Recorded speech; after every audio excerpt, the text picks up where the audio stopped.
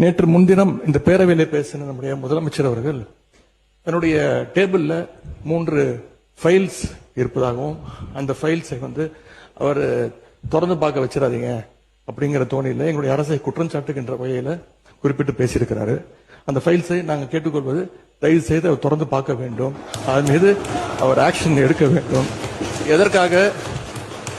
எதற்காக பயப்படுறீங்க, எதற்காக காலம் தாழ்த்துறீங்க, இதையே 3 மாசமா சொல்லிட்டு இருக்கிறீங்க. ஜோசியக்கார சொன்னாதான் அந்த ஃபைல் திறந்து பார்ப்பீங்களா? நல்ல நேரம் அதை பார்த்துட்டு இருக்கீங்களா? ஜோசியர் என்ற வார்த்தையை நீக்கும்படி கேட்டுக்கொள்கிறேன். ஜோசியக்கார அப்படின்னு சொல்றது தவறுன்னு சொல்றீங்க. நீங்க ஜோசியக்காரன்னு அப்பாயின்மெண்ட் நீக்கி இருக்கீங்க. ஜோசியங்கிற வார்த்தை ஒன்றும் தப்பான, ஜோசியக்காரங்கிறது தப்பான வார்த்தை கிடையாது. இந்த முதலமைச்சர் சொன்னது அந்த 3 ஃபைல்கள் இருக்கு. நான் எதுவும் சேலஞ்ச் எல்லாம் பண்ணல, நான் ஓபன் சேலஞ்சே பண்றேன்.